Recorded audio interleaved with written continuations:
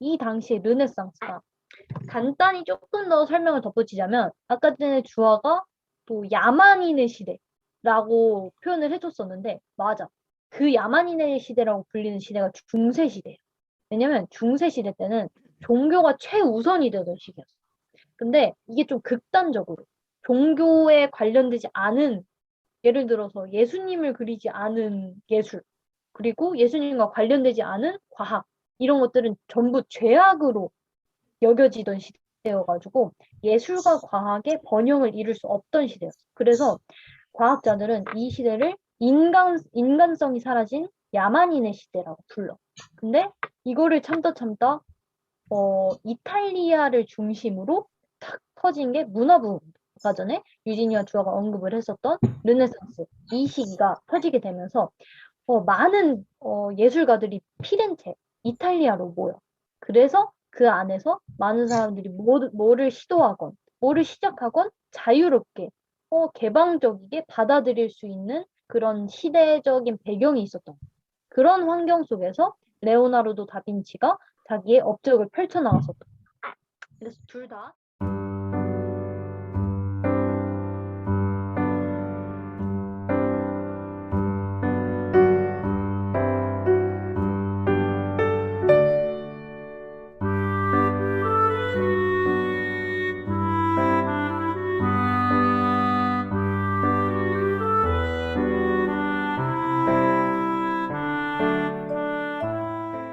내 아이들은 박이정 독서법으로 미래를 준비한다. 장대은 작가의 두 딸은 홈스쿨링 중이다. 일상이 공교육 커리큘럼으로 진행되지 않기 때문에 온종일 박이정 독서법에 따라 학습이 진행된다. 예를 들어 매일 아침 한두 시간은 주제를 달리하며 가벼운 주제로 박독서를 진행해 간다. 1시간 책을 읽고 1시간 요약하고 에세이를 쓰는 방식이다. 처음에는 자신이 원하는 주제로 시작되지만 매일 주제가 바뀌기에 한두 달 학기별로 미리 주제를 정하고 일정에 따라 진행하고 있다. 오후에는 정독서를 한다. 정독서는 두 레벨을 동시에 진행한다. 레벨 1 정독서는 오후 1시간씩 한 달 동안 하나의 주제를 연구하는 단계다. 정독서의 경우는 장시간 진행되어야 하는 것이어서 대화를 통해 자녀의 관심사를 찾아내고 그것을 주제로 정한다. 오전에 진행되는 박독서보다 정독서에 투자하는 시간이 짧다. 그러나 박독서가 한 주제를 하루 2시간으로 마무리하는 데 반해 레벨 1 정독서는 하루 1시간씩 주 5일, 4주간 진행되기에 최소 20시간 동안 한 주제를 탐구하게 된다. 하루에 30분은 책을 읽고 30분은 요약과 에세이로 천천히 주제를 탐구해 간다. 오후와 저녁 시간을 조율해가며 레벨 2 정독서가 진행된다. 한 가지 주제를 하루 한두 시간씩 투자하여 3, 6개월 동안 진행하는 프로젝트 독서다. 박독서나 레벨 1 정독서와는 비교할 수 없는 차원의 독서기에 준비 과정도 철저해야 한다. 진행 기간에 읽을 도서 목록을 정하고 참고 자료로 시청할 해당 주제의 다큐멘터리를 찾아 구비해 놓는다. 유튜브에 들어가 해당 주제에 대한 세상을 바꾸는 시간 강의나 테드 강의를 찾아 정기적으로 시청한다. 책을 읽든 다큐멘터리를 보든 강의를 듣든 모든 학습 내용은 요약 과정을 거치고 하루를 마무리하는 에세이로 정리한다. 매일 한두 시간씩 한 달에 20, 40시간, 3개월에 60에서 120시간, 6개월에 120, 240시간 동안 하나의 주제를 연구해 나가는 일이 쉽지는 않다. 그러나 그 과정에서 분명히 나타나는 진보는 학습자에게 동기를 부여하고 학습 과정의 지속 가능성을 높인다.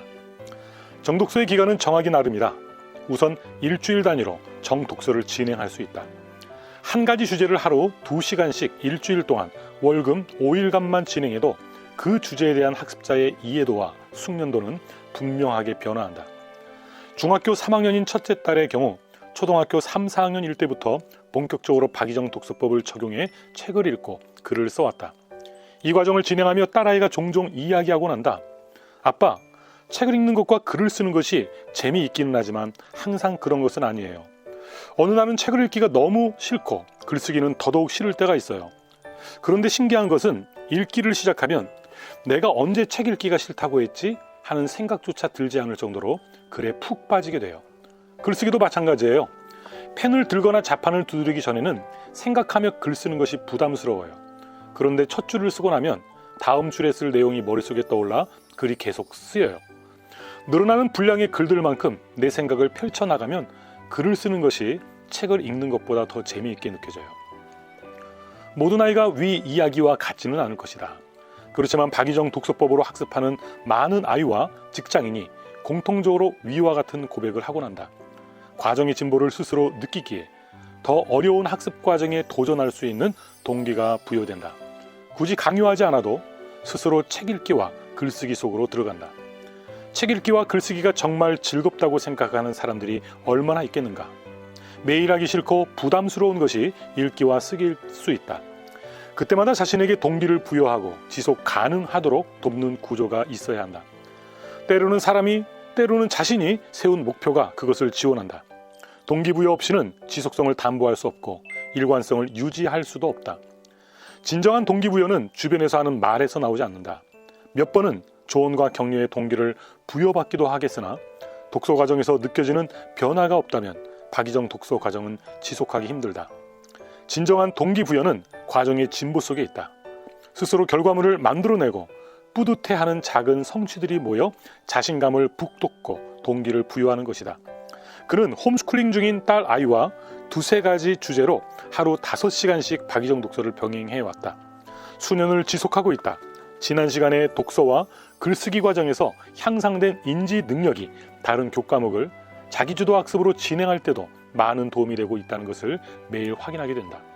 지난 시간 그의 딸이 한 달 이상 시간을 들여 소화한 정독서의 주제들만 몇 가지 예를 들면 다음과 같다.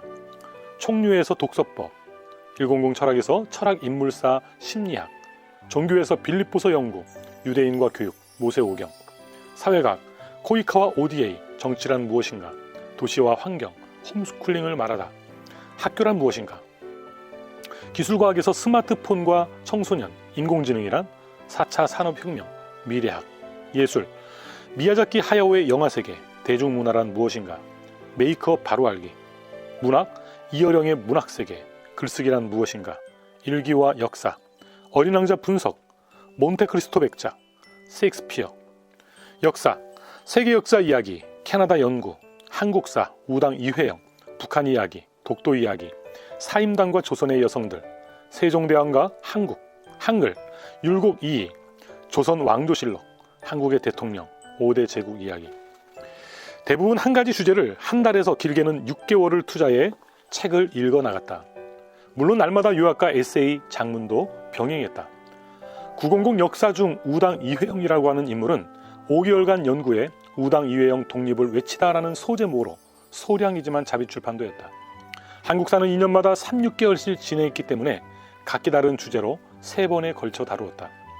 아이가 탄핵 사태를 지나고 미국의 대선 전국 소식을 뉴스를 통해 접하며 정치에 관심을 보이기에 대통령은 누구인가라는 주제 연구를 제안했다. 아이는 의외로 흔쾌히 받아들여 한 달 동안 하루에 1~2시간씩 연구했다. 물론 결과물은 소놈으로 정리했다. 이렇게 긴 글로 아이의 독서 과정을 소개한 것은 그것이 성인에게도 그대로 적용될 수 있음을 알려주기 위해서다. 임재성 작가나 내 아이나 의미 있는 결과물을 만들어낼 수 있었던 비결은 지속적이고 일관성 있는 박이정 독서법의 실천이었다. 그들의 지적 능력과 환경이 아니었던 것이다. 그러니 누구나 박이정 독서로 의미 있는 삶의 결과물을 만들어낼 수 있다. 박이정 독서법의 가장 중요한 목표는 하나의 주제에 대해 질을 높여가며 배우는 것이다. 주제별로 질을 높여 배움의 길을 가다 보면 여러 분야의 주제가 연결되어 융복합의 시대에 걸맞는 사람으로 변화된다. 인공지능 시대의 도래로 많은 사람이 불안해하고 있다. 현재 자신의 자리를 어떻게 유지할지 걱정하고 미래를 어떻게 준비해야 할지 난감해한다. 불안한 미래에 대해 이야기하는 매체와 사람은 많지만 효과적으로 미래를 준비하는 대안을 제시하는 매체와 사람은 많지 않다. 그러나 이제 더 이상 불안감으로 고통받을 필요가 없다. 인공지능 시대를 효과적으로 준비할 대안이 독서법에 있으니 말이다. 여러분이 신경 써야 할 것은 알무로 끝내지 않는 것이다. 알무를 삶에 적용하고 실천해 인공지능 시대를 준비하는 역량을 길러야 한다. 전문적인 능력을 확보해 좀 더 나은 삶으로 도약하면 된다. 늦었다고 생각할 필요 없다. 박이정 독서법은 전혀 새로운 시작이 아니기 때문이다.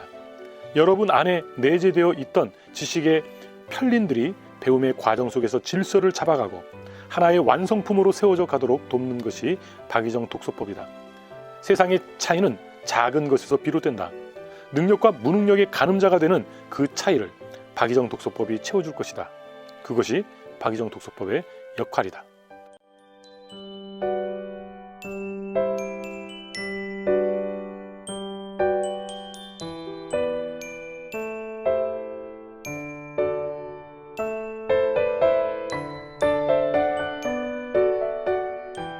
라고 쓰고 핵심 키워드 3개를 뽑아오라고 그랬어. 요 핵심 키워드 3개는 뭐냐면 나를 대표하는 키워드 3개야. 나를 대표하는 단어. 요 3가지 단어로 나를 설명할 수 있다. 그래서 우리 은우부터 한번 써온 거 쭉 읽어줘 볼까? 핵심 키워드. 키워드 4개예요. 아, 4개야? 오, 좋아. 상관없어. 그럼 4개 다 읽어주세요. 해킹 키워드 호기심, 여행, 사서, 창의력.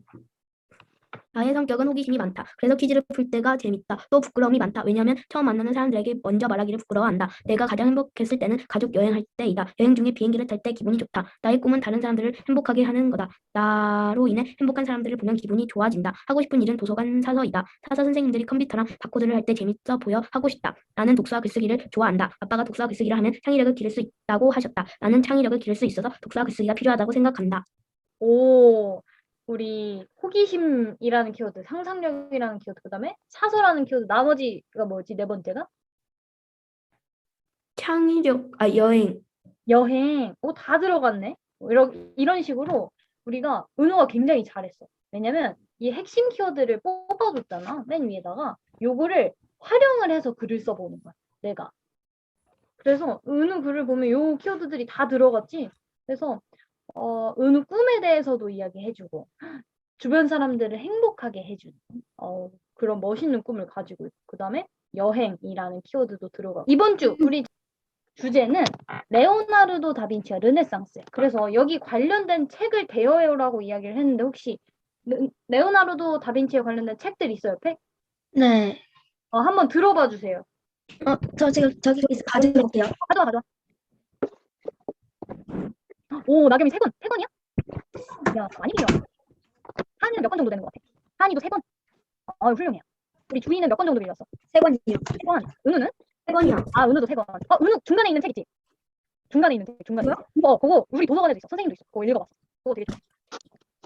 그러면 다 거의 3권 이상씩 빌려온 것 같네. 잘했고 우리 각자 그 책을 가지고 오늘 수업 진행을 할 거니까 옆에다 두고 그리고 또 하나 확인할 게 있는데 선생님이 요 워크지 준비해달라 그랬는데 혹시 있니? 요렇게 생긴 워크.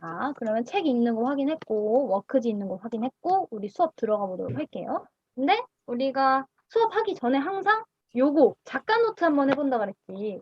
요거 글쓰기 큐티 들어주시고 글쓰기 큐티에 작가 노트 펼쳐주시면 그런 식으로 은우랑 나겸이랑 주희가 이 말 어떤 식으로 이해했는지를 쭉 적어주면 됩니다. 그래서 거기까지 한번 해볼게요. 자, 그거까지 하는데 5분 정도 시간을 줄 테니까 다 한 친구들은 선생님한테 선생님 저 다 했어요 라고 말해주면 돼. 그럼 5분 동안 요거 적고 나의 말로 문장 만들기까지 해보는 시간 가져보겠습니다. 시작! 우리 각자 옆에 3권의 책이 있지. 그러면 그 책을 가지고 키워드 학습을 진행을 해보도록 하겠습니다. 그래서 첫 번째 시간은 너네들이 책을 읽으면서 그 책에서 읽은 정보를 요약을 해주면 되는 거야. 그래서 간단하게 어떤 식으로 진행을 했는지를 보여줄게. 다른 친구들이. 이런 식으로. 이 친구도 레오나르도 다빈치에 대해서 한 것 같아. 근데 이 학생은 중학생이야, 중학생. 그래서 이렇게 천재적이라는 키워드를 뽑고 레오나르도 다빈치가 어떤 천재적인 성향을 가지고 있었는지 또 어떤 에피소드가 있었는지를 간단하게 5줄로 정리해줍니다. 이런 식으로 이 언니는 글씨가 조금 작아. 그런데도 빽빽하게 5줄을 채워냈지. 그래서 한 정보당 적어도 5줄을 꽉 채워주시면 되고 책에서 있는 정보를 우리 저번 주에 선생님이 설명했지. 책에 있는 거를 그대로 베껴 적지만 않아. 책에 있는 정보 읽고 그 다음에 그거를 내가 이해한 대로 간단히 요약을 해줘. 우리 아까 전에 친구들 다 너무 잘했는데 그 작가 노트 있지? 작가 노트의 문장 만들기처럼 나만의 표현으로 이 정보를 설명해주면 되는 거야. 그래서 첫 번째 시간은 르네상스란 무엇인가에 대해서 한번 찾아볼 거야. 르네상스 시대. 왜냐면 이 르네상스 시대는 레오나르도 다빈치가 태어난 시대. 그래서 요 시대가 어떤 시대였는지에 대해서 키워드 뽑는 시간을 한 7분 정도를 줄게. 7분 정도. 그래서 가장 일단은 우리가 목표가 있지. 나겸아, 우리 이번 시간에는 어떤 정보에 대해서 뽑는다고? 르네상스란 무엇인가? 맞아요. 르네상스란 무엇인가? 라는 정보에 대해서 알아보는 시간을 가질 거. 근데 우리가 목표가 명확하잖아. 르네상스에 대해서 뽑아보는 시간을 가질 건데, 그러기 위해서는 책의 어느 부분을 가장 먼저 봐야 될 것 같아, 은우야? 너가 원하는 정보를 읽기 위해서 책의 어느 부분을 가장 먼저 봐야 될까? 태어난대. 태어난데 거기를 봐도 되겠다. 근데 그 태어난 정보가 어디 있는지를 알려주는 곳이 바로 목차야. 책에는 항상 다 목차가 있거든. 목차는 이 정보가 이 책의 어느 부분에 있는지를 알려주는 곳이야. 그래서 책을 많이 읽어본 친구들이라면 뭐 목차가 있다는 거를 알 거야. 특히 이런 위인전 같은 경우에는 대부분 목차가 있기 때문에 간혹 가다 목차가 없는 부분도 있는데 그런 경우에는 은우가 말한 대로 이런 시대적인 정보들은 처음 부분, 태어난 부분에 많이 나오기 때문에 그런 부분을 살펴봐도 되고 목차를 살펴보면서 르네상스라는 키워드가 있는 곳에 찾아가가지고 한번 키워드를 뽑아보면 됩니다. 그래서 우리 7분 동안 키워드 하나 이상을 한번 뽑아볼 거야. 하나를 다 뽑은 친구들은 2개를 뽑아도 되고 2개를 다 뽑은 친구들은 3개를 뽑아도 되는데 최소 키워드 하나. 키워드 하나라는 말은 정말 키워드 하나만 뽑는 게 아니라 그 키워드에 대한 정보까지 뽑아준. 이게 키워드 하나야, 얘들아. 알겠지? 자, 그러면 우리 르네상스란 무엇인가? 레오나르도 다빈치가 태어난 시대. 요거에 대해서 하는 시간 가져보도록 하겠습니다. 우리 글 쓰는 시간 동안은 음소거를 잠깐 해도 괜찮아요. 그래서 7분 동안 키워드 최소 1개. 자, 시작. 우리 각자 한 거 종이 한번 보여줘 볼까?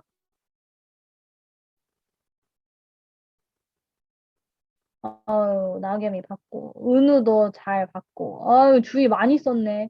하은이도 많이 썼고. 하은아, 근데 하은이가 발표한 것보다 쓰여져 있는 건 더 많은 것 같은데? 그럼 한번 끝까지 한번 읽어줘 봐봐. 14세기, 16세기에 이탈리아를 중심으로 하여 유럽 여러 나라에서 뛰어난 인간상 해방을 했다. 아우, 그런 좋은 정보가 있었는데 왜 발표를 안 해줬어? 되게 잘 정리를 했네, 하은이.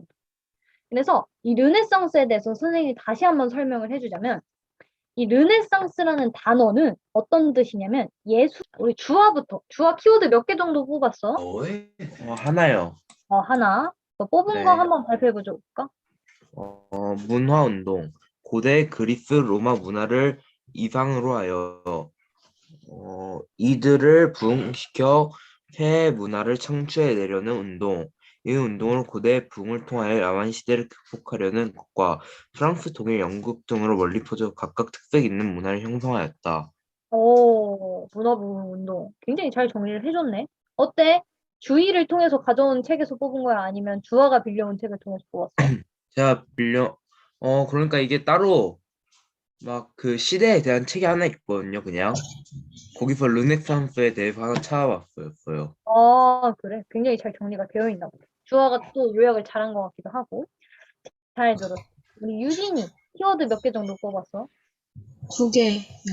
2개 뽑은 거 다 읽어주세요. 첫 번째는 500년. 레오나르도 다빈치는 이탈리아 피렌체 근교에서 태어났는데 그 당시 500년 전 그리고 후로 이탈리아는 역사적으로 믿을 수 없을 만큼 번성하였다. 이것이 르네상스이다. 그리고 이 당시 이탈리아는 작은 주들로 나뉘어져 있어 경쟁이 치열했고 이때 한 역사학자가 예술가들을 분석하며 걸작들이 탄생했다. 그리고 두 번째는 예술가. 르네상스 시대의 젊은 예술가들은 많은 영감을 얻을 수 있었던 시기였다. 고전 작품들을 모방하지 않고도 자기만의 것을 표현할 수 있는 가능성을 주었고 모두가 자유롭게 새로운 방식으로 작품을 창조할 수 있었다. 유진이가 두 번째 언급해줬던 부분이 내가 딱 이해를 했으면 좋겠다라고 여겼던 부분이야. 그 부분에 대한 이해가 돼 있어야지 레오나르도가 이러한 업적을 세울 수 있었구나가 이해가 되고. 왜냐면 너희들이 차차 알아갈 테지만 레오나르도 다빈치는 사생아였어. 그러니까 정식적인 결혼을 한 부부 사이에서 태어난 그 아이가 아니라 그냥 결혼을 하지 않고 낳은 아이였어. 그래서 그 당시에 사생아는 굉장히 많은 차별을 받았어.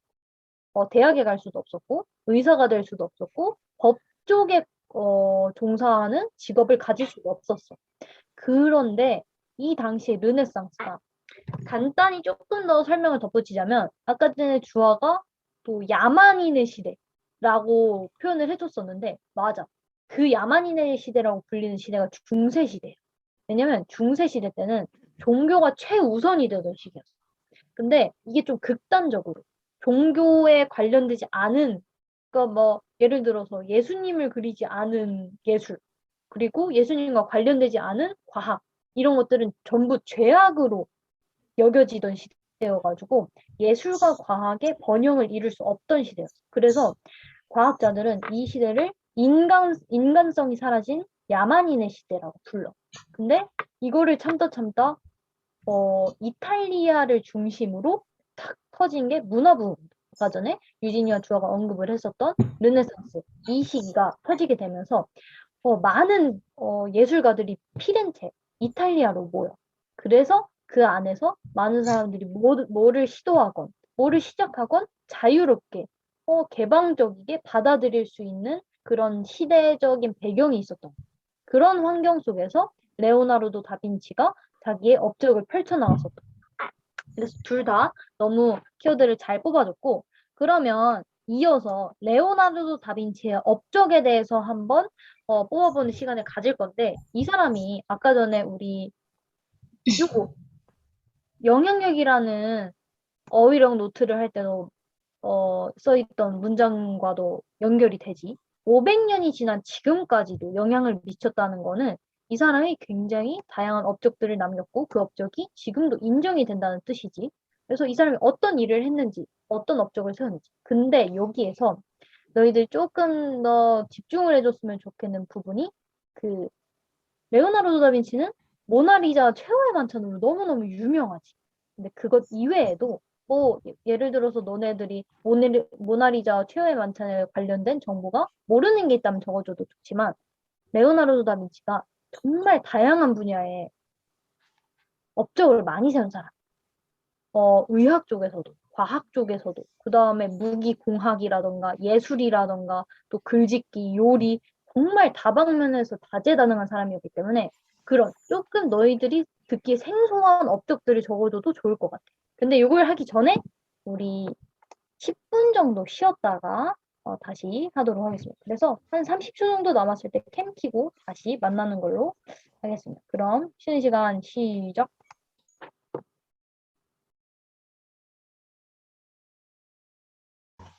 좋아요. 그래서 요거에 대한 설명은 카톡으로도 간단히 보내줄 테니까 혹시 까먹으면 카톡을 확인하면 되고. 그렇습니다. 그래서 이렇게 이번 주 두 번째 수업이지. 레오나르도 다빈치에 관련된 수업 마무리하려고 하는데 유진이 이번 주 주제 어땠어? 레오나르도 다빈치에 대해서 평소 알고 있던 것보다는, 약간 다르기도 했던 것도 있었고, 더 알게 된 것도 많아서 좀 재미있었어. 진짜. 너가 기존에 알고 있던 정보와 조금 차이가 나는 정보도 있어. 새로 알게 된 정보도 있어서 굉장히 즐거웠군. 다행입니다. 그럼 우리 주아는 어땠어? 이번 주 주제. 레오나르도의 직업이 40개가 넘어가지고 사람이 저렇게 다재다능할 수 있구나 라는 생각이 들었고 정말 부러웠고요. 또 레오나르도 다빈치의 본받아야 할 점이 진짜 다 있는 그런 사람인 걸 알게 되었어요.